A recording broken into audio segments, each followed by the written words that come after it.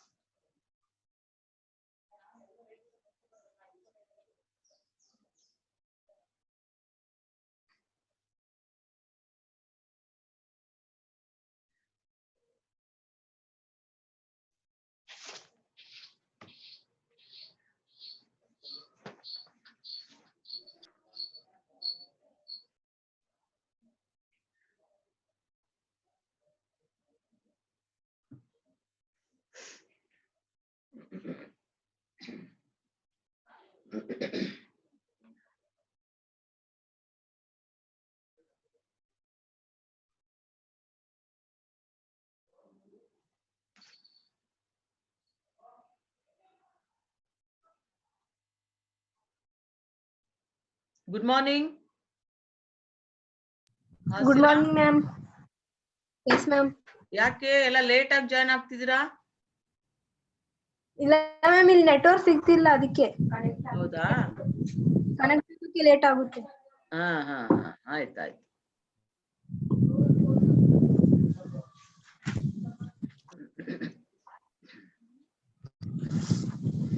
ಮೇಘನಾ,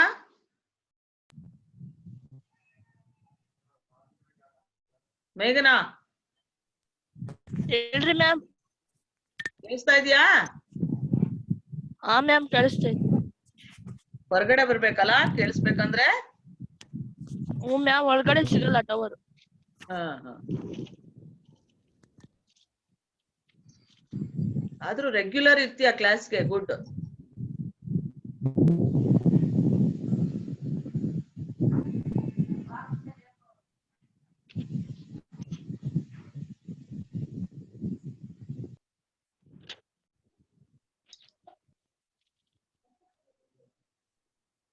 next class ಇದೆಯಾ? Second period?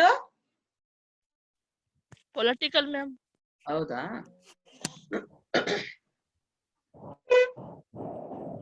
ಹಾ, ಟೈಮ್ ಆಯ್ತು, ಸ್ಟಾರ್ಟ್ ಮಾಡೋಣ.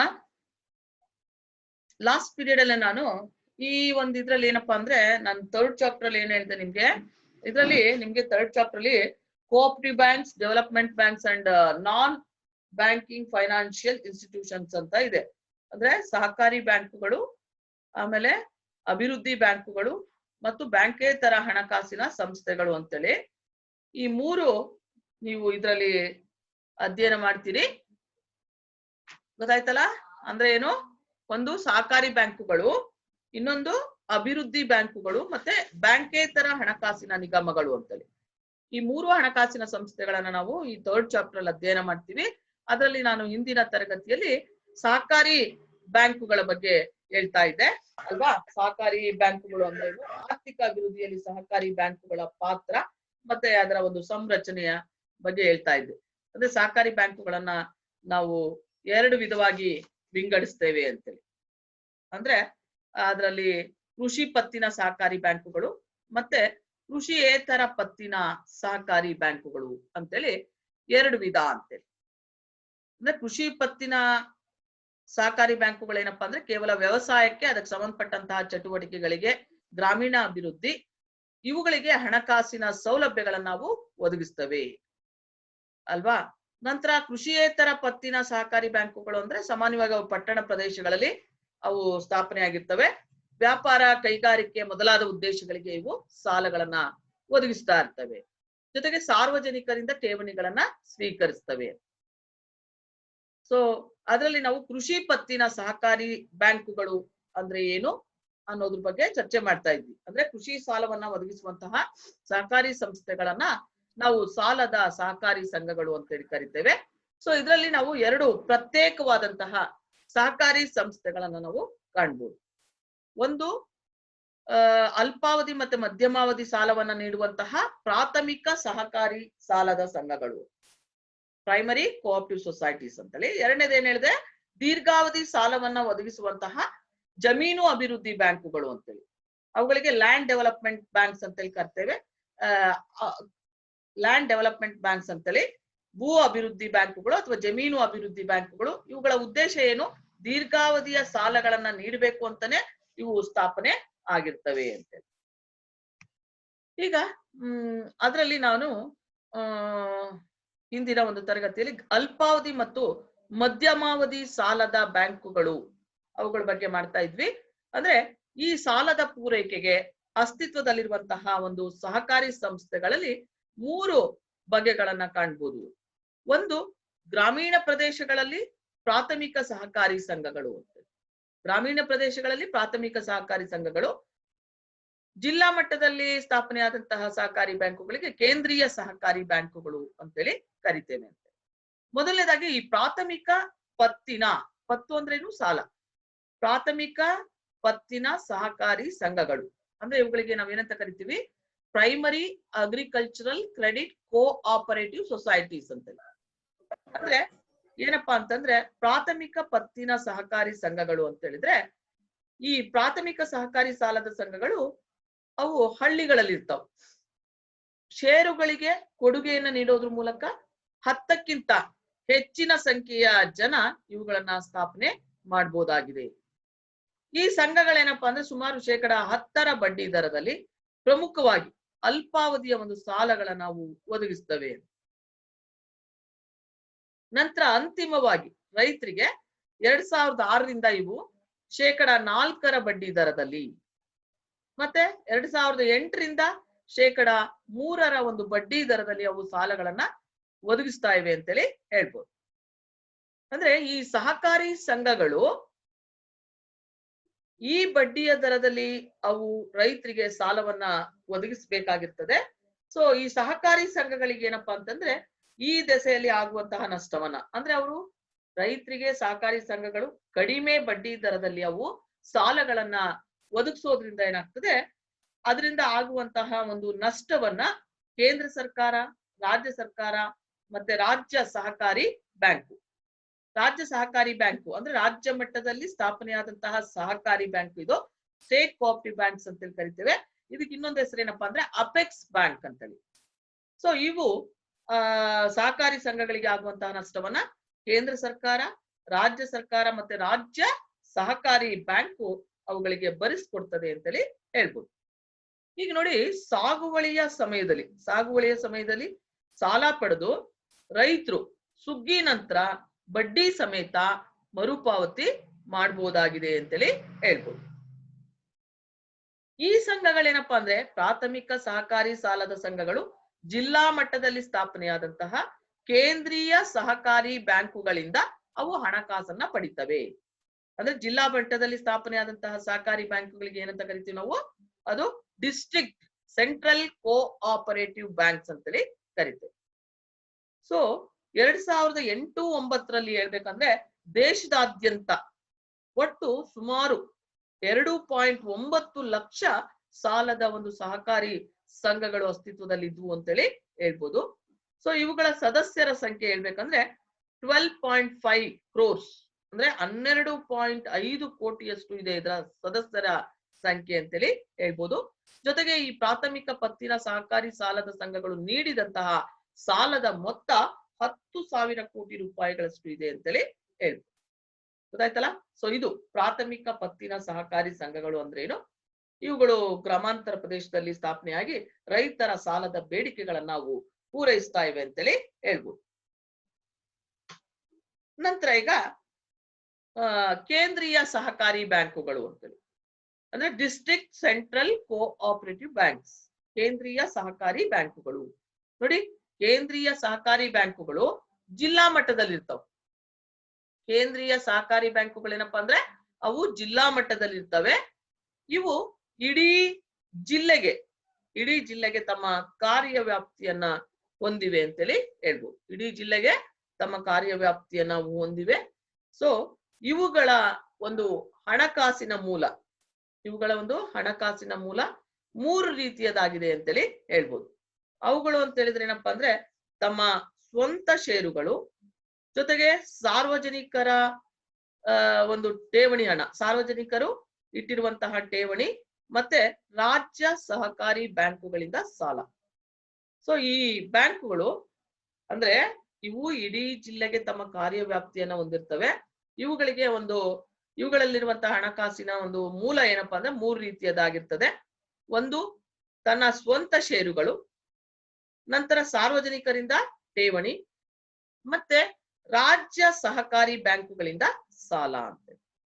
ಸೊ ಹೀಗಾಗಿ ಈ ಬ್ಯಾಂಕುಗಳು ಪ್ರಾಥಮಿಕ ಸಹಕಾರಿ ಸಾಲದ ಸಂಘ ಅಂದ್ರೆ ಪ್ರಾಥಮಿಕ ಸಹಕಾರಿ ಸಂಘಗಳಿಗೆ ಅವು ಸಾಲವನ್ನು ಒದಗಿಸಿ ಅವುಗಳ ಒಂದು ಅವಶ್ಯಕತೆಗಳನ್ನ ನಾವು ಪೂರೈಸ್ತಾ ಇವೆ ಅಂತೇಳಿ ಹೇಳ್ಬೋದು. ಸೊ ಹೇಳ್ಬೇಕಂದ್ರೆ 2008-9 ಒಟ್ಟು 3,388 ಕೇಂದ್ರೀಯ ಸಹಕಾರಿ ಬ್ಯಾಂಕುಗಳು ಇದ್ವು ಅಂತೇಳಿ ಹೇಳ್ಬೋದು. ಆ ವರ್ಷದಲ್ಲಿ ಅವು ನೀಡಿದ ಸಾಲ ಸುಮಾರು 80,000 ಕೋಟಿ ರೂಪಾಯಿಗಳಷ್ಟು ಇತ್ತು ಅಂತೇಳಿ ಹೇಳ್ಬೋದು. ನಂತರ ನೋಡಿ, ಈಗ ಮೂರನೇದಾಗಿ ರಾಜ್ಯ ಸಹಕಾರಿ ಬ್ಯಾಂಕುಗಳು. ಏನ್ ಹೇಳಿ, ರಾಜ್ಯ ಸಹಕಾರಿ ಬ್ಯಾಂಕುಗಳು ಅಂದ್ರೆ ಸ್ಟೇಟ್ ಕೋಆಪರೇಟಿವ್ ಬ್ಯಾಂಕ್ಸ್ ಅಂತೇಳಿ. ಸ್ಟೇಟ್ ಕೋಆಪರೇಟಿವ್ ಬ್ಯಾಂಕ್ಸ್, ರಾಜ್ಯ ಸಹಕಾರಿ ಬ್ಯಾಂಕುಗಳು. ಸೊ ಇವುಗಳನ್ನ ನಾವೇನಂತ ಕರಿತೀವಿ, ಅಪೆಕ್ಸ್ ಬ್ಯಾಂಕ್ಸ್ ಎನ್ನುವಂತಹ ಹೆಸರಿನಿಂದಲೂ ಕೂಡ ಅವನ್ನ ಕರಿತೇವೆ. ಏನು ಅಪೆಕ್ಸ್ ಅಂತ ಹೇಳಿದ್ರೆ ಏನ್ ಗೊತ್ತಾ, ಶೃಂಗ ಅಂತ ಅಥವಾ ಅತ್ಯುನ್ನತ ಮಟ್ಟ ಅಂತ, ಅಂದ್ರೆ ಅತ್ಯುನ್ನತ ಮಟ್ಟದಲ್ಲಿ ಸ್ಥಾಪನೆಯಾದಂತ ಒಂದು ಬ್ಯಾಂಕು ಅಂತೇಳಿ ಅರ್ಥ ಆಗ್ತದೆ. ಸೊ ಈ ರಾಜ್ಯ ಸಹಕಾರಿ ಬ್ಯಾಂಕುಗಳು ಇಡೀ ಒಂದು ರಾಜ್ಯ ಮಟ್ಟದ ಒಂದು ಕಾರ್ಯ ವ್ಯಾಪ್ತಿಯ ನಾವು ಹೊಂದಿವೆ ಅಂತೇಳಿ ಹೇಳ್ಬೋದು. ಸೊ ಇವು ಕೇಂದ್ರೀಯ ಸಹಕಾರಿ ಬ್ಯಾಂಕುಗಳಿಗೆ ಸಾಲವನ್ನ ನೀಡ್ತವೆ.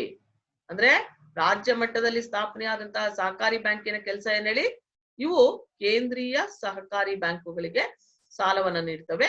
ಸೊ ಇವುಗಳ ಒಂದು ಹಣಕಾಸಿನ ಮೂಲಗಳು ಹೇಳ್ಬೇಕಂದ್ರೆ 3 ರೀತಿಯಲ್ಲಿ ಇವೆ ಅಂತೇಳಿ ಹೇಳ್ಬೋದು. ಅಂದ್ರೆ ಇವುಗಳ ಒಂದು ಹಣಕಾಸಿನ ಮೂಲಗಳೇನಾಗಿದೆ, 3 ರೀತಿಯಲ್ಲಿವೆ. ಒಂದು ಸ್ವಂತ ಷೇರುಗಳು, ಎರಡನೇದು ಸಾರ್ವಜನಿಕರಿಂದ ಠೇವಣಿ, ಮತ್ತೆ 3 ರಾಷ್ಟ್ರೀಯ ಕೃಷಿ ಮತ್ತು ಗ್ರಾಮೀಣ ಅಭಿವೃದ್ಧಿ ಬ್ಯಾಂಕ್ನಿಂದ ಪಡೆದಂತಹ ಸಾಲಗಳು ಮತ್ತೆ ಮುಂಗಡಗಳು ಅಂತ. ಅಂದ್ರೆ ರಾಷ್ಟ್ರೀಯ ಕೃಷಿ ಮತ್ತು ಗ್ರಾಮೀಣ ಅಭಿವೃದ್ಧಿ ಬ್ಯಾಂಕ್ ಅಂತ ಹೇಳಿದ್ರೆ ಇದಕ್ಕೆ national bank for agriculture and rural development bank ಅಂತೇಳಿ ಕರಿತೇವೆ. ಅದನ್ನ ಅಂದ್ರೆ ಶಾರ್ಟ್ ಆಗಿ ನಬಾರ್ಡ್ ಬ್ಯಾಂಕ್ ಅಂತೇಳಿ. ಸೊ ಈ ನಬಾರ್ಡ್ ಬ್ಯಾಂಕ್ ನಿಂದಲೂ ಕೂಡ ಇದು ಸಾಲ ಮತ್ತು ಮುಂಗಡಗಳನ್ನ ಪಡೀತದೆ. ಸೊ ಇದು ಸಹಕಾರಿ ಸಾಲದ ರಚನೆಯಲ್ಲಿ ಹೇಳ್ಬೇಕಂದ್ರೆ ಉನ್ನತ ಸಂಸ್ಥೆಯಾಗಿದೆ ಅಂತೇಳಿ ಹೇಳ್ಬೋದು. ಯಾಕೆಂದ್ರೆ ನೋಡಿ 2008-9 ಒಟ್ಟು 2008-9 ಒಟ್ಟು 26 ರಾಜ್ಯ ಸಹಕಾರಿ ಬ್ಯಾಂಕುಗಳು ಇದ್ವು. ಮತ್ತೆ ಆ ವರ್ಷದಲ್ಲಿ ಅವು ನೀಡಿದ ಸಾಲ 1,10,000 ಕೋಟಿ ರೂಪಾಯಿಗಳಷ್ಟು ಇತ್ತು ಅಂತೇಳಿ ಹೇಳ್ಬೋದು. ಸೊ ಹೀಗೆ ಅಲ್ಪಾವಧಿ ಮತ್ತೆ ಮಧ್ಯಮಾವಧಿ ಸಹಕಾರಿ ಸಾಲದ ಬ್ಯಾಂಕುಗಳು ಹೀಗೆ ಹೇಳ್ಬೇಕಂತಂದ್ರೆ ಈ 3 ಮಟ್ಟದಲ್ಲಿ ಅವು ಸ್ಥಾಪನೆ ಆಗಿರೋದನ್ನ ಕಾಣ್ಬೋದು. ಹೌದಾ? ಗ್ರಾಮೀಣ ಪ್ರದೇಶದಲ್ಲಿರುವಂತಹ ಸಹಕಾರಿ ಸಾಲದ ಸಂಘಗಳಿಗೆ ಪ್ರಾಥಮಿಕ ಸಹಕಾರಿ ಸಂಘಗಳು ಅಂತೇಳಿ ಕರಿತೇವೆ. ನಂತರ ಜಿಲ್ಲಾ ಮಟ್ಟದಲ್ಲಿ ಸ್ಥಾಪನೆಯಾದಂತಹ ಬ್ಯಾಂಕುಗಳಿಗೆ ಕೇಂದ್ರೀಯ ಸಹಕಾರಿ ಬ್ಯಾಂಕುಗಳು ಅಂದ್ರೆ ಏನು, ಸೆಂಟ್ರಲ್ ಕೋಆಪರೇಟಿವ್ ಬ್ಯಾಂಕ್ಸ್ ಅಂತೇಳಿ. ಮೂರನೇದಾಗಿ ರಾಜ್ಯ ಮಟ್ಟದಲ್ಲಿ ಸ್ಥಾಪನೆಯಾದಂತಹ ಬ್ಯಾಂಕಿಗೆ ಏನಂತ ಕರಿತೀವಿ, ರಾಜ್ಯ ಸಹಕಾರಿ ಬ್ಯಾಂಕುಗಳು ಅಂದ್ರೆ ಸ್ಟೇಟ್ ಕೋಆಪರೇಟಿವ್ ಬ್ಯಾಂಕ್ಸ್ ಅಂತೇಳಿ ಕರಿತೀವಿ. ಆಯ್ತಲ್ಲ? ಸೊ ಹೀಗೆ 3 ಹಂತಗಳಲ್ಲಿ ಅವು ಸ್ಥಾಪನೆ ಆಗಿವೆ ಅಂತೇಳಿ ಹೇಳ್ಬೋದು. ನಂತರ ಈಗ ಈ ಸಹಕಾರಿ ಬ್ಯಾಂಕುಗಳ ಒಂದು ಸಮಸ್ಯೆಗಳು ಏನು ಅನ್ನೋದನ್ನ ನೋಡೋಣ. ನೋಡಿ, ಅಲ್ಪಾವಧಿ ಕೃಷಿ ಸಾಲ, ಅಲ್ಪಾವಧಿ ಕೃಷಿ ಸಾಲವನ್ನ ನೀಡ್ಲಿಕ್ಕೆ ಅಂತೇಳಿ ಏನ್ ಸ್ಥಾಪನೆ ಆಗಿದೆಯಲ್ಲ ಈ ಸಹಕಾರಿ ಸಾಲದ ಸಂಘಗಳು, ಅದು ಯಥೋಚಿತವಾಗಿ ಅದು ಪೂರೈಕೆ ಆಗ್ತಾ ಇಲ್ಲ. ಅಂದ್ರೆ ಪ್ರಾಥಮಿಕ ಸಹಕಾರಿ ಸಾಲದ ಸಂಘಗಳು ಹಲವಾರು ಸಮಸ್ಯೆಗಳನ್ನ ಎದುರಿಸ್ತಾ ಇವೆ ಅಂತ. ಯಾಕೆ ಅಂತ ಹೇಳಿದ್ರೆ, ಈಗ ನೋಡಿ, all India rural credit survey committee ಅಂದ್ರೆ ಅಖಿಲ ಭಾರತೀಯ ಗ್ರಾಮೀಣ ಸಾಲ ಸಮೀಕ್ಷಾ ಸಮಿತಿ ಅಭಿಪ್ರಾಯಪಟ್ಟಿರುವಂತೆ ಸಹಕಾರಿ ಸಾಲದ ರಚನೆಯಲ್ಲಿ ಏನು ಪ್ರಾಥಮಿಕ ಗ್ರಾಮೀಣ ಮಟ್ಟದಲ್ಲಿ ಸ್ಥಾಪನೆಯಾದಂತಹ ಪ್ರಾಥಮಿಕ ಸಹಕಾರಿ ಸಾಲದ ಸಂಘಗಳು ಅವು ಅತಿ ಹೆಚ್ಚು ದೌರ್ಬಲ್ಯದ ಒಂದು ಕೊಂಡಿಗಳಾಗಿವೆ ಅಂತೇಳಿ. ಯಾಕೆ ಅಂದ್ರೆ ಇವು ಹಲವಾರು ಸಮಸ್ಯೆಗಳನ್ನ ಎದುರಿಸ್ತಾ ಇವೆ. ಸೊ ಆ ಸಮಸ್ಯೆಗಳೇನಪ್ಪಾ ಅಂದ್ರೆ, ಮೊದಲನೇದಾಗಿ ಹೇಳ್ಬೇಕಂದ್ರೆ ಹಣಕಾಸಿನ ಮುಗ್ಗಟ್ಟು ಅಂದ್ರೆ ಫೈನಾನ್ಷಿಯಲ್ ಕ್ರೈಸಿಸ್ ಅಂತ. ಅಂದ್ರೆ ಹಣಕಾಸಿನ ಮುಗ್ಗಟ್ಟು ಅಂತ ಹೇಳಿದ್ರೆ ಪ್ರಾಥಮಿಕ ಸಹಕಾರಿ ಸಾಲದ ಸಂಘಗಳು ಹಣಕಾಸಿನ ಮುಗ್ಗಟ್ಟನ್ನ ಅವು ಎದುರಿಸ್ತಾ ಇವೆ ಅಂತ. ಯಾಕೆ ಅಂದ್ರೆ ಗ್ರಾಮೀಣ ಪ್ರದೇಶಗಳಲ್ಲಿ ಸ್ಥಾಪನೆಯಾಗಿರುವಂತಹ ಈ ಸಂಸ್ಥೆಗಳಿಗೆ ಯಾವುದೇ ಮೂಲದಿಂದ ಯಥೋಚಿತವಾಗಿ ಹಣಕಾಸು ದೊರೀತಾ ಇಲ್ಲ. ಪರಿಣಾಮವಾಗಿ ಏನಾಗ್ತಾ ಇದೆ, ಅವು ನೀಡುವಂತಹ ಸಾಲದ ಸಾಮರ್ಥ್ಯ ಏನಾಗ್ತಾ ಇದೆ, ಬಹಳಷ್ಟು ಕಡಿಮೆ ಮಟ್ಟದಲ್ಲಿದೆ ಅಂತೇಳಿ ಹೇಳ್ಬೋದು. ಸೊ ಇದು ಸಹಕಾರಿ ಸಾಲದ ಸಂಘದ ಒಂದು ಮುಖ್ಯ ಸಮಸ್ಯೆ ಅಂತೇಳಿ ಹೇಳ್ಬೋದು. ಎರಡನೇದಾಗಿ ಹೇಳ್ಬೇಕಂದ್ರೆ ಅಪಾರವಾದ ಸಾಲದ ಬಾಕಿ. ಅಪಾರವಾದ ಸಾಲದ ಬಾಕಿ ನೋಡಿ, ಹ್ಯೂಜ್ ಓವರ್ ಡ್ಯೂಸ್ ಅಂತೇಳಿ ಕರಿತೇವೆ.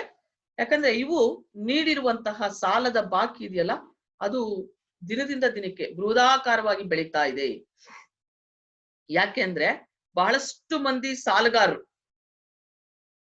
ಸಾಲದ ಹಣವನ್ನ ಅವ್ರು ಮರುಪಾವತಿ ಮಾಡೋದೇ ಇಲ್ಲ.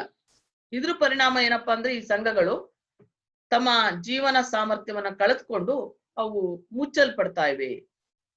ಅಂದ್ರೆ ಇವುಗಳಿಗೆ ಸಂದಾಯವಾಗಬೇಕಾದಂತಹ ಸಾಲದ ಬಾಕಿ ಇದೆಯಲ್ಲ, ಅದು ಸುಮಾರು 40,000 ಕೋಟಿ ರೂಪಾಯಿಗಳಷ್ಟು ಇದೆ ಅಂತೇಳಿ ಹೇಳ್ಬೋದು. ಅಂದ್ರೆ ಇವುಗಳಿಗೆ ಸಂದಾಯವಾಗಬೇಕಾದಂತಹ ಸಾಲದ ಬಾಕಿನೇ ಸುಮಾರು 40,000 ಕೋಟಿ ರೂಪಾಯಿಗಳಷ್ಟು ಇದೆ. ಹಾಗಾಗಿ ಇವು ನೀಡಿರುವಂತಹ ಸಾಲದ ಬಾಕಿನೇ ಬಹಳಷ್ಟು ಹೆಚ್ಚಾಗ್ತಾ ಇದೆ. ಅಂದ್ರೆ ಸಾಲವನ್ನ ತೆಗೆದುಕೊಂಡು ಹೋದವರು ಸಾಲವನ್ನ ಮರುಪಾವತಿ ಮಾಡೋದೇ ಇಲ್ಲ.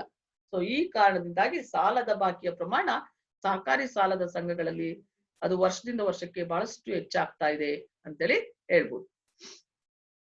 ಮೂರನೇದಾಗಿ ಹೇಳ್ಬೇಕಂತಂದ್ರೆ, ಇನ್ನೊಂದು ಸಹಕಾರಿ ಸಾಲದ ಸಂಘಗಳು ಎದುರಿಸ್ತಾ ಇರುವಂತ ಒಂದು ಸಮಸ್ಯೆ ಏನಪ್ಪಾ ಅಂತ ಹೇಳಿದ್ರೆ, ಹಣದ ಲೇವಾದೇವಿಗಾರರಿಂದ ಸ್ಪರ್ಧೆ.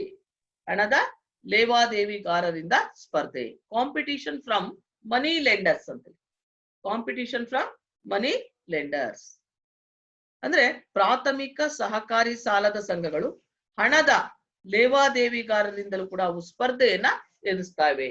ನೋಡಿ, ಈ ಗ್ರಾಮಾಂತರ ಪ್ರದೇಶಗಳಲ್ಲಿ ಇರ್ತಾರಲ್ಲ ಹಣದ ಲೇವಾದೇವಿಗಾರರು, ಅವ್ರಿಗೇನಂತ ಕರಿತೀವಿ, ಮನಿ ಲೆಂಡರ್ಸ್ ಅಂತೇಳಿ. ಅವರು ಕೂಡ ಏನ್ ಮಾಡ್ತಾ ಇದ್ದಾರೆ, ಈ ಸಹಕಾರಿ ಸಾಲದ ಸಂಘಗಳಿಗೆ ಬಹಳಷ್ಟು ಪೈಪೋಟಿಯನ್ನ ಉಂಟು ಮಾಡ್ತಾ ಇದ್ದಾರೆ. ಸೊ ಹಾಗಾಗಿ ಇವರಿಂದನೂ ಕೂಡ ಅದು ಬಹಳಷ್ಟು ಸ್ಪರ್ಧೆಯನ್ನ ಎದುರಿಸ್ತಾ ಇದೆ ಅಂತೇಳಿ ಹೇಳ್ಬೋದು. ನಂತರ ಹೇಳ್ಬೇಕಂತ ಹೇಳಿದ್ರೆ, ನಾಲ್ಕನೇದಾಗಿ ಇನ್ನೊಂದು ಇವುಗಳ ಸಮಸ್ಯೆ ಏನಪ್ಪಾ ಅಂತ ಹೇಳಿದ್ರೆ ಭ್ರಷ್ಟಾಚಾರ ಮತ್ತು ಅದಕ್ಷತೆ ಅಂತೇಳಿ. ಭ್ರಷ್ಟಾಚಾರ ಮತ್ತು ಅದಕ್ಷತೆ ಅಂದ್ರೆ corruption and inefficiency. Corruption and inefficiency ಅಂತ ನೋಡಿ, ಈ ಸಹಕಾರಿ ಸಾಲದ ಒಂದು ಸಂಘಗಳ ಆಡಳಿತದಲ್ಲಿ ಏನಾಗ್ತಾ ಇದೆ, ಲಂಚಗುಳಿತನ, ಭ್ರಷ್ಟಾಚಾರ, ಸ್ವಜನ ಪಕ್ಷಪಾತ, ಮತ್ತೆ ಅಲ್ಲಿ ರಾಜಕೀಯ ಹಸ್ತಕ್ಷೇಪ ಹೆಚ್ಚಾಗಿರೋದು, ಸೊ ಇವೆಲ್ಲವುಗಳ ಕಾರಣದಿಂದಾಗಿ ಏನಾಗ್ತಾ ಇದೆ, ಈ ಸಂಘಗಳು ದಕ್ಷತೆಯಿಂದ ನಿಷ್ಪಕ್ಷಪಾತತೆಯಿಂದ ಕಾರ್ಯವನ್ನ ನಿರ್ವಹಿಸಲಿಕ್ಕೆ ಸಾಧ್ಯ ಆಗ್ತಾ ಇಲ್ಲ. ಸೊ ಹಾಗಾಗಿ ಸಹಕಾರಿ ಸಾಲದ ಸಂಘಗಳು ಭ್ರಷ್ಟಾಚಾರ ಮತ್ತು ಅದಕ್ಷತೆಯನ್ನ ಅಂದ್ರೆ ಅದಕ್ಷತೆಯನ್ನ ಇಲ್ಲಿ ಹೆಚ್ಚಾಗಿ ನಾವು ಕಾಣ್ತಾ ಇದ್ದೇವೆ ಅಂತೇಳಿ ಹೇಳ್ಬೋದು ಇವುಗಳ ಆಡಳಿತದಲ್ಲಿ. ಕೊನೆಯದಾಗಿ ಇವುಗಳ ಇನ್ನೊಂದು ಸಮಸ್ಯೆ ಏನಪ್ಪಾ ಅಂದ್ರೆ ವೃತ್ತಿಪರತೆಯ ಕೊರತೆ, ಲ್ಯಾಕ್ ಆಫ್ ಅಂದ್ರೆ ಲ್ಯಾಕ್ ಆಫ್ ಪ್ರೊಫೆಷನಲೈಸೇಷನ್ ಅಂತೇಳಿ. ಅಂದ್ರೆ ವೃತ್ತಿಪರತೆಯ ಕೊರತೆ ಅಂತ ಹೇಳಿದ್ರೆ ಅಲ್ಪಾವಧಿ ಕೃಷಿ ಪತ್ತಿನ ಸಹಕಾರಿ ಸಂಸ್ಥೆಗಳಲ್ಲಿ ವೃತ್ತಿಪರತೆಯ ಕೊರತೆ ಅದು ಹೆಚ್ಚಾಗಿದೆ. ಯಾಕೆಂದ್ರೆ ಸಿಬ್ಬಂದಿಯ ಒಂದು ತರಬೇತಿ ಮತ್ತೆ ಮಾನವ ಸಂಪನ್ಮೂಲದ ಅಭಿವೃದ್ಧಿಗೆ ಏನಾಗ್ತಾ ಇದೆ, ಈ ಸಂಸ್ಥೆಗಳಲ್ಲಿ ಹೆಚ್ಚಿನ ಒಂದು ಮಹತ್ವವನ್ನ ನೀಡಲಾಗ್ತಾ ಇಲ್ಲ. ಆದ್ರಿಂದ ಈ ಸಂಸ್ಥೆಗಳೇನಪ್ಪಾ ಅಂದ್ರೆ ವ್ಯವಹಾರವನ್ನ ಉತ್ತಮವಾದಂತಹ ರೀತಿಯಲ್ಲಿ ಅಭಿವೃದ್ಧಿ ಪಡಿಸ್ಕೊಳ್ಳೋದಕ್ಕೆ ಅವುಗಳಿಗೆ ಸಾಧ್ಯವಾಗ್ತಾ ಇಲ್ಲ ಅಂತೇಳಿ ಹೇಳ್ಬೋದು. ಸೊ ಹಾಗಾಗಿ ಅಲ್ಪಾವಧಿ ಕೃಷಿ ಪತ್ತಿನ ಸಹಕಾರಿ ಸಂಸ್ಥೆಗಳಲ್ಲಿ ವೃತ್ತಿಪರತೆಯ ಒಂದು ಕೊರತೆ ಏನಾಗ್ತಾ ಇದೆ, ಅದು ತಾಂಡವವಾಡ್ತಾ ಇದೆ ಅಂತೇಳಿ ಹೇಳ್ಬೋದು. ಗೊತ್ತಾಯ್ತಲ್ಲ? ಸೊ ಇವೆಲ್ಲವೂ ಕೂಡ ಈ ಪ್ರಾಥಮಿಕ ಸಹಕಾರಿ ಸಾಲದ ಒಂದು ಸಂಘಗಳು ಏನೆಲ್ಲಾ ಸಮಸ್ಯೆಗಳನ್ನ ಎದುರಿಸ್ತಾ ಇವೆ ಅಂತೇಳಿ. ನಂತರ ಈಗ ದೀರ್ಘಾವಧಿ ಕೃಷಿ ಪತ್ತಿನ ಬ್ಯಾಂಕುಗಳು ಅಂತ. ದೀರ್ಘಾವಧಿ ಕೃಷಿ ಪತ್ತಿನ ಬ್ಯಾಂಕುಗಳು ಅಂದ್ರೆ ಏನು? Long term agricultural credit banks ಅಂತೇಳಿ. ಏನಪ್ಪಾ ಅಂದ್ರೆ ಕೃಷಿ ಕ್ಷೇತ್ರಕ್ಕೆ ದೀರ್ಘಾವಧಿಯ ಹಣಕಾಸಿನ ನೆರವನ್ನ ಒದಗಿಸುವಂತಹ ಒಂದು ಉದ್ದೇಶದಿಂದ ಭೂ ಅಭಿವೃದ್ಧಿ ಬ್ಯಾಂಕುಗಳನ್ನ ಸ್ಥಾಪನೆ ಮಾಡಲಾಗಿದೆ ಅಂತೇಳಿ ಹೇಳ್ಬೋದು. ಇವು ಸಹಕಾರಿ ಕ್ಷೇತ್ರಕ್ಕೆ ಸೇರಿದಂತಹ ಬ್ಯಾಂಕುಗಳಾಗಿದ್ದು ಇವು ಸಹಕಾರದ ಒಂದು ಲಕ್ಷಣಗಳನ್ನ ಪಡೆದಿವೆ. ಅಂದ್ರೆ ಕೃಷಿ ಕ್ಷೇತ್ರಕ್ಕೆ ದೀರ್ಘಾವಧಿಯ ಹಣಕಾಸಿನ ನೆರವನ್ನ ಒದಗಿಸಬೇಕು ಅನ್ನುವಂತಹ ಉದ್ದೇಶದಿಂದಲೇ ಈ ಬ್ಯಾಂಕುಗಳನ್ನ ಸ್ಥಾಪನೆ ಮಾಡಲಾಗಿದ್ದು ಇವು ಸಹಕಾರಿ ಕ್ಷೇತ್ರಕ್ಕೆ ಸೇರಿದಂತಹ ಬ್ಯಾಂಕುಗಳಾಗಿದ್ದು ಇವು ಸಹಕಾರದ ಒಂದು ಲಕ್ಷಣವನ್ನ ಪಡೆದಿವೆ. ಯಾಕೆಂದ್ರೆ 1969ಕ್ಕೆ ಮೊದಲು ಇವುಗಳನ್ನ ನಾವು ಭೂ ಅಡಮಾನ ಬ್ಯಾಂಕ್ಗಳು ಅಂತೇಳಿ ಕರಿತಾ ಇದ್ವಿ. ಏನಂತ? ಲ್ಯಾಂಡ್ ಮಾರ್ಟ್ಗೇಜ್ ಬ್ಯಾಂಕ್ಸ್ ಅಂತೇಳಿ ಭೂ ಅಡಮಾನ ಬ್ಯಾಂಕುಗಳು ಅಂತೇಳಿ ಕರಿತಾ ಇದ್ವಿ. ಅಂದ್ರೆ ನೋಡಿ, ದೀರ್ಘಾವಧಿ ಕೃಷಿ ಪತ್ತಿನ ಬ್ಯಾಂಕುಗಳು ಅಂತ ಹೇಳಿದ್ರೆ long term agricultural credit banks ಅಂದ್ರೆ ಕೃಷಿ ಕ್ಷೇತ್ರಕ್ಕೆ ದೀರ್ಘಾವಧಿಯ ಒಂದು ಹಣಕಾಸಿನ ನೆರವನ್ನ ಒದಗಿಸುವಂತಹ ಒಂದು ಉದ್ದೇಶವನ್ನ ಇಟ್ಕೊಂಡು ಈ ಭೂ ಅಭಿವೃದ್ಧಿ ಬ್ಯಾಂಕುಗಳನ್ನ ಸ್ಥಾಪನೆ ಮಾಡಲಾಗಿದೆ. ಸೊ ಇವು ಸಹಕಾರಿ ಕ್ಷೇತ್ರಕ್ಕೆ ಸೇರಿದಂತಹ ಬ್ಯಾಂಕುಗಳಾಗಿದ್ದು ಇವು ಸಹಕಾರದ ಒಂದು ಲಕ್ಷಣವನ್ನ ಪಡೆದಿವೆ. ಸೊ ಈ ಭೂ ಅಭಿವೃದ್ಧಿ ಬ್ಯಾಂಕುಗಳಿಗೆ 1969ಕ್ಕಿಂತ ಮುಂಚೆ ಏನಂತ ಕರಿತಾ ಇದ್ರು ಅಂತ ಹೇಳಿದ್ರೆ ಭೂ ಅಡಮಾನ ಬ್ಯಾಂಕುಗಳು ಅಂತೇಳಿ ಕರಿತಾ ಇದ್ರು. ಯಾಕೆ ಇವುಗಳಿಗೆ ಹಾಗಂತ ಕರಿತಾ ಇದ್ರು ಅಂದ್ರೆ ಸಾಲಗಾರರ ಜಮೀನನ್ನ ಅಡವಿಟ್ಕೊಂಡು ಇವು ಸಾಲಗಳನ್ನ ನೀಡ್ತಾ ಇದ್ದಿದ್ರಿಂದ ಈ ಬ್ಯಾಂಕುಗಳಿಗೆ ನಾವು ಭೂ ಅಡಮಾನ ಬ್ಯಾಂಕುಗಳು ಅಂತೇಳಿ ಕರಿತಾ ಇದ್ರು. ಈಗ್ಲೂ ಕೂಡ ಜಮೀನನ್ನ ಅಡವಿಟ್ಕೊಂಡೇ ಇವು ಸಾಲವನ್ನ ನೀಡ್ತಾ ಇದ್ರು ಕೂಡ ಜಮೀನಿನ ಅಭಿವೃದ್ಧಿ ಮತ್ತೆ ಗ್ರಾಮೀಣ ಕ್ಷೇತ್ರದ ರೂಪಾಂತರವನ್ನ ನಾವು ಧ್ಯೇಯವಾಗಿಟ್ಕೊಂಡು ಕಾರ್ಯವನ್ನ ನಿರ್ವಹಿಸ್ತಾ ಇರೋದ್ರಿಂದ ಭೂ ಅಭಿವೃದ್ಧಿ ಬ್ಯಾಂಕುಗಳು ಅಂತೇಳಿ ಇವುಗಳಿಗೆ ಏನ್ ಮಾಡಿದ್ದಾರೆ, ಈಗ ಹೆಸರನ್ನ ಬದಲಾವಣೆ ಮಾಡಿದ್ದಾರೆ. ಯಾಕೆ ಅಂದ್ರೆ ಜಮೀನಿನ ಅಭಿವೃದ್ಧಿ ಮತ್ತೆ ಗ್ರಾಮೀಣ ಕ್ಷೇತ್ರದ ರೂಪಾಂತರವನ್ನ ಉದ್ದೇಶವಾಗಿಟ್ಕೊಂಡು ಇವು ಕಾರ್ಯವನ್ನ ನಿರ್ವಹಿಸ್ತಾ ಇರೋದ್ರಿಂದ ಇವುಗಳಿಗೆ ನಾವು ಏನಂತ ಕರಿತಾ ಇದೀವಿ, ಈಗ ಭೂ ಅಭಿವೃದ್ಧಿ ಬ್ಯಾಂಕುಗಳು ಅಂತ. ಅಂದ್ರೆ ಲ್ಯಾಂಡ್ ಡೆವಲಪ್ಮೆಂಟ್ ಮತ್ತೆ ರೂರಲ್ ಡೆವಲಪ್ಮೆಂಟ್ ಇದು ಇವುಗಳ ಒಂದು ಉದ್ದೇಶ ಆಗಿರೋದ್ರಿಂದ ಅವುಗಳಿಗೆ ನಾವು ಲ್ಯಾಂಡ್ ಡೆವಲಪ್ಮೆಂಟ್ ಬ್ಯಾಂಕ್ಸ್ ಅಂತೇಳಿ ಕರಿತೇವೆ, ಭೂ ಅಭಿವೃದ್ಧಿ ಬ್ಯಾಂಕುಗಳು ಅಂತ. ನೋಡಿ ನಮ್ಮ ಭಾರತದಲ್ಲಿ ಮೊದಲ ಭೂ ಅಡಮಾನ ಬ್ಯಾಂಕು 1929ರಲ್ಲಿ ಮಡ್ರಾಸ್ ನಲ್ಲಿ ಸ್ಥಾಪನೆ ಆಯ್ತದೆ. ಯಾವಾಗ? 1929ರಲ್ಲಿ ಮಡ್ರಾಸ್ ನಲ್ಲಿ ಅದು ಸ್ಥಾಪನೆ ಆಯ್ತು. ಅದ್ರ ನಂತರ ಹೇಳ್ಬೇಕಂದ್ರೆ ದೇಶದಾದ್ಯಂತ ಅನೇಕ ಭೂ ಅಡಮಾನ ಬ್ಯಾಂಕುಗಳು ಸ್ಥಾಪನೆ ಆದವು ಅಂತೇಳಿ ಹೇಳ್ಬೋದು. ಈಗ ಹೇಳ್ಬೇಕಂದ್ರೆ ಈ ಬ್ಯಾಂಕುಗಳನ್ನ ನಾವು ಸಹಕಾರಿ ಕೃಷಿ ಮತ್ತು ಗ್ರಾಮೀಣ ಅಭಿವೃದ್ಧಿಯ ಬ್ಯಾಂಕು ಅಂತೇಳಿ ಕರಿತೇವೆ. ಈಗ ನಾವು ಈ ಬ್ಯಾಂಕುಗಳನ್ನ ಏನಂತ ಕರಿತೀವಿ? ಸಹಕಾರಿ ಕೃಷಿ ಮತ್ತು ಗ್ರಾಮೀಣ ಅಭಿವೃದ್ಧಿಯ ಬ್ಯಾಂಕುಗಳು ಅಂತೇಳಿ ಹೇಳ್ತೀವಿ. ಅಂದ್ರೆ agricultural cooperative rural development banks ಅಂತಾನು ಕೂಡ ಕರಿತೇವೆ ಅಂತೇಳಿ ಹೇಳ್ಬೋದು. ನೋಡಿ, ಈಗ ಇದರ ರಚನೆ ಹೇಗಿದೆ ಅನ್ನೋದನ್ನ ನೋಡೋಣ. ಅಂದ್ರೆ ಭೂ ಅಭಿವೃದ್ಧಿ ಬ್ಯಾಂಕ್ಗಳ ಒಂದು ರಚನೆ ಹೇಗಿದೆ ಅಂತ ನೋಡಿ. ಇದು ಪ್ರತಿಯೊಂದು ರಾಜ್ಯದಲ್ಲೂ ಕೂಡ ಒಂದು ಕೇಂದ್ರ ಭೂ ಅಭಿವೃದ್ಧಿ ಬ್ಯಾಂಕು ಅಸ್ತಿತ್ವದಲ್ಲಿದೆ. ಅಂದ್ರೆ ಪ್ರತಿಯೊಂದು ರಾಜ್ಯದಲ್ಲೂ ಕೂಡ ಏನಾಗಿರುತ್ತೆ, ಒಂದು ಕೇಂದ್ರ ಭೂ ಅಭಿವೃದ್ಧಿ ಬ್ಯಾಂಕು. ಅದಕ್ಕೆ ಏನಂತ ಕರಿತೀವಿ ನಾವು, ಸೆಂಟ್ರಲ್ ಲ್ಯಾಂಡ್ ಡೆವಲಪ್ಮೆಂಟ್ ಬ್ಯಾಂಕ್ ಅಂತೇಳಿ ಕರಿತೇವೆ. ಸೊ ಇದು ರಾಜ್ಯ ಮಟ್ಟದ ಸಂಸ್ಥೆ ಆಗಿರುತ್ತೆ. ಈ ರಾಜ್ಯ ಮಟ್ಟದಲ್ಲಿ ಕೇಂದ್ರ ಭೂ ಅಭಿವೃದ್ಧಿ ಬ್ಯಾಂಕು ಏನ್ ಸ್ಥಾಪನೆ ಆಗಿದೆಯಲ್ಲ, ಅದು ಇರುವಂತಹ ವ್ಯವಸ್ಥೆ ಎಲ್ಲಾ ರಾಜ್ಯಗಳಲ್ಲೂ ಕೂಡ ಒಂದೇ ಆಗಿದೆ. ಅಂದ್ರೆ ರಾಜ್ಯ ಮಟ್ಟದಲ್ಲಿ ಕೇಂದ್ರ ಭೂ ಅಭಿವೃದ್ಧಿ ಬ್ಯಾಂಕು ಇರುವಂತಹ ವ್ಯವಸ್ಥೆ ಎಲ್ಲಾ ರಾಜ್ಯಗಳಲ್ಲೂ ಕೂಡ ಅದು ಒಂದೇ ಆಗಿದೆ. ಆದ್ರೆ ಸ್ಥಳೀಯ ಮಟ್ಟದಲ್ಲಿ ಮಾತ್ರ ಈ ಬ್ಯಾಂಕುಗಳ ರಚನೆ ವಿವಿಧ ರಾಜ್ಯಗಳಲ್ಲಿ ಅದು ಸ್ವಲ್ಪ ಭಿನ್ನವಾಗಿರೋದನ್ನ ನಾವು ಕಾಣ್ಬೋದು.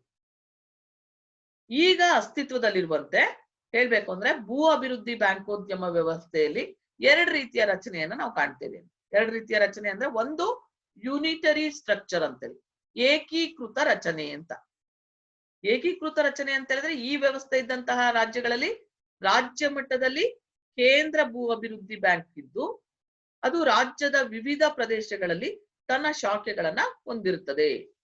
ಈ ಶಾಖೆಗಳ ಮುಖಾಂತರನೇ ಆ ಕೇಂದ್ರ ಭೂ ಅಭಿವೃದ್ಧಿ ಬ್ಯಾಂಕು ಸಾಲವನ್ನ ವಿತರಣೆ ಮಾಡ್ತದೆ, ಮತ್ತೆ ಇತರ ಕಾರ್ಯಗಳನ್ನು ಕೂಡ ಅದು ನಿರ್ವಹಿಸ್ತದೆ.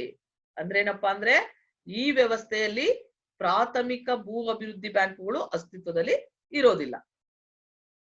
ಇದಕ್ಕೆ ನಾವು ಏಕೀಕೃತ ರಚನೆ ಅಂತೇಳಿ ಕರಿತೇವೆ. ಉತ್ತರ ಪ್ರದೇಶ್, ಬಿಹಾರ್, ಗುಜರಾತ್, ಒರಿಸ್ಸಾ, ಜಮ್ಮು ಮತ್ತು ಕಾಶ್ಮೀರ್ ರಾಜ್ಯಗಳಲ್ಲಿ ಈ ರೀತಿಯ ಏಕೀಕೃತ ರಚನೆಯ ಭೂ ಅಭಿವೃದ್ಧಿ ಬ್ಯಾಂಕು ವ್ಯವಸ್ಥೆ ಇದೆ ಅಂತೇಳಿ ಹೇಳ್ಬೋದು. ಗೊತ್ತಾಯ್ತಲ್ಲ? ಅಂದ್ರೆ ಏನು ಏಕೀಕೃತ ರಚನೆ ಅಂತ ಹೇಳಿದ್ರೆ, ಯೂನಿಟರಿ ಸ್ಟ್ರಕ್ಚರ್ ಅಂತ ಹೇಳಿದ್ರೆ, ಈ ವ್ಯವಸ್ಥೆಯಲ್ಲಿ ರಾಜ್ಯ ಮಟ್ಟದಲ್ಲಿ ಕೇಂದ್ರ ಭೂ ಅಭಿವೃದ್ಧಿ ಬ್ಯಾಂಕ್ ಇದ್ದು ರಾಜ್ಯದ ವಿವಿಧ ಪ್ರದೇಶಗಳಲ್ಲಿ ತನ್ನ ಶಾಖೆಗಳನ್ನ ಅದು ಹೊಂದಿರ್ತದೆ ಅಂತೇಳಿ ಹೇಳ್ಬೋದು. ಸೊ ಈ ಶಾಖೆಗಳ ಮೂಲಕ ಕೇಂದ್ರ ಭೂ ಅಭಿವೃದ್ಧಿ ಬ್ಯಾಂಕು ಸಾಲವನ್ನ ವಿತರಣೆ ಮಾಡ್ತದೆ, ಮತ್ತೆ ಇತರ ಕಾರ್ಯಗಳನ್ನು ಕೂಡ ಅದು ನಿರ್ವಹಿಸ್ತದೆ. ಎರಡನೇದಾಗಿ ಹೇಳ್ಬೇಕಂತ ಹೇಳಿದ್ರೆ ಸಂಯುಕ್ತ ರಚನೆ, ಫೆಡರಲ್ ಸ್ಟ್ರಕ್ಚರ್ ಅಂತ. ಸಂಯುಕ್ತ ರಚನೆ ಅಂದ್ರೆ ಈ ವ್ಯವಸ್ಥೆಯಲ್ಲಿ ಎರಡು ಹಂತಗಳ ರಚನೆ ಇರ್ತದೆ. ಎರಡು ಹಂತಗಳ ರಚನೆ ಅಂತ ಹೇಳಿದ್ರೆ, ಒಂದು ರಾಜ್ಯ ಮಟ್ಟದಲ್ಲಿ ಕೇಂದ್ರ ಭೂ ಅಭಿವೃದ್ಧಿ ಬ್ಯಾಂಕುಗಳಿರ್ತದೆ, ಮತ್ತೆ ತಾಲೂಕು ಮಟ್ಟದಲ್ಲಿ ಪ್ರಾಥಮಿಕ ಭೂ ಅಭಿವೃದ್ಧಿ ಬ್ಯಾಂಕುಗಳು ಇರ್ತವೆ. ಸೊ ಜಿಲ್ಲಾ ಮಟ್ಟದಲ್ಲಿ ಕೇಂದ್ರ ಭೂ ಅಭಿವೃದ್ಧಿ ಬ್ಯಾಂಕುಗಳು ತಮ್ಮ ಶಾಖೆಗಳನ್ನ ಹೊಂದಿರ್ತವೆ. ಜಿಲ್ಲಾ ಮಟ್ಟದಲ್ಲಿ ಕೇಂದ್ರ ಭೂ ಅಭಿವೃದ್ಧಿ ಬ್ಯಾಂಕುಗಳು ತಮ್ಮ ಶಾಖೆಗಳನ್ನ ಹೊಂದಿರ್ತವೆ.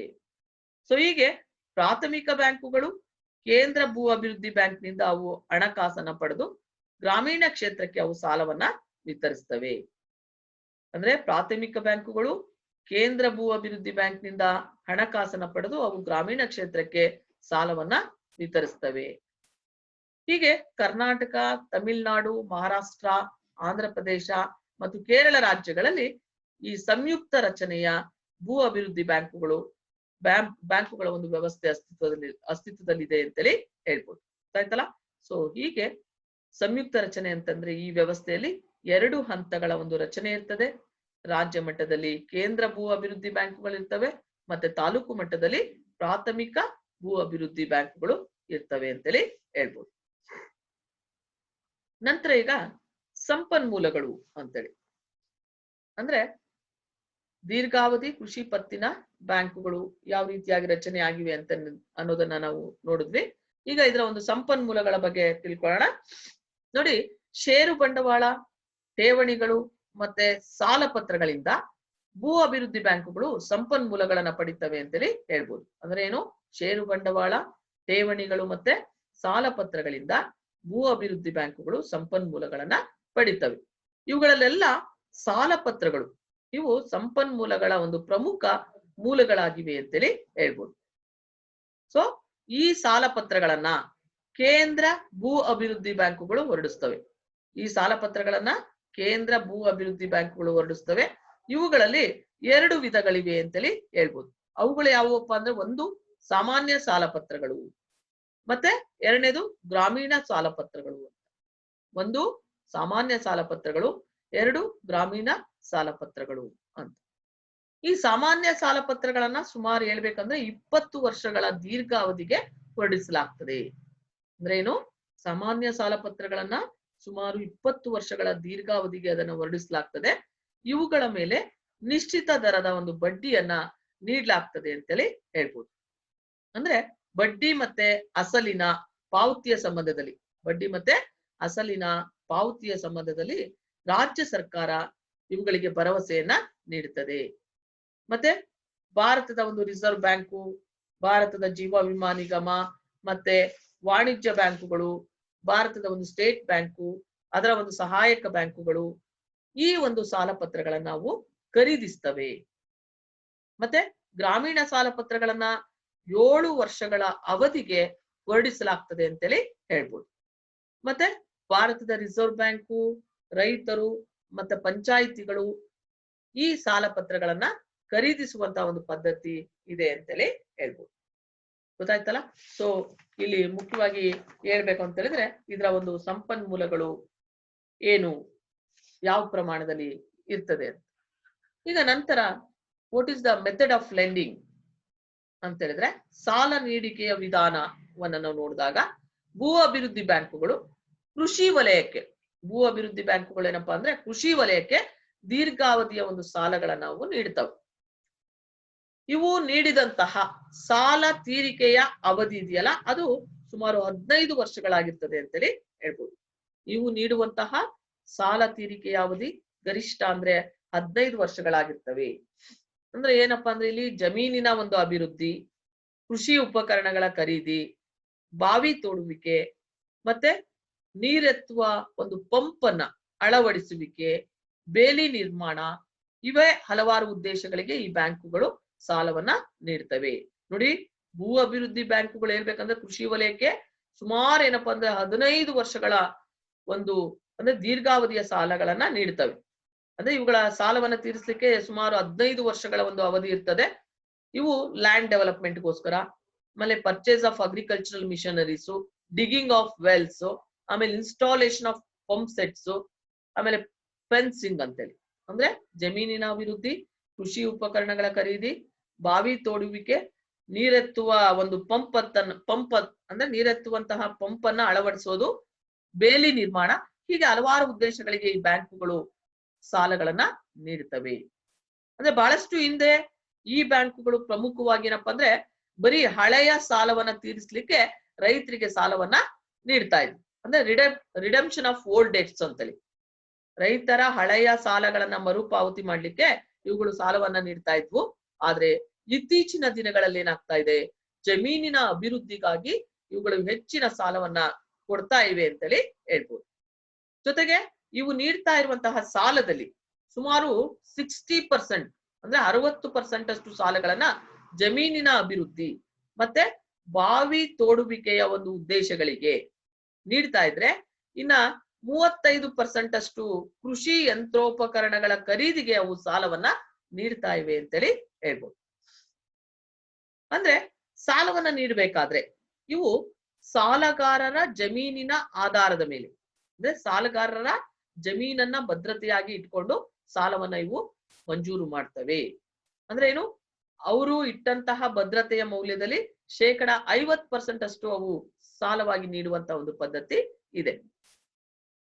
ಅಂದ್ರೆ ಕೆಲವು ಸಾರಿ ಅದೇ ಜಮೀನನ್ನ ಅವರು 2ನೇ ಸಾರಿ ಆಧಾರವಾಗಿ ಇಟ್ಕೊಂಡು ಕೂಡ ಸಾಲವನ್ನ ನೀಡುವಂತಹ ಒಂದು ವ್ಯವಸ್ಥೆ ಇದೆ.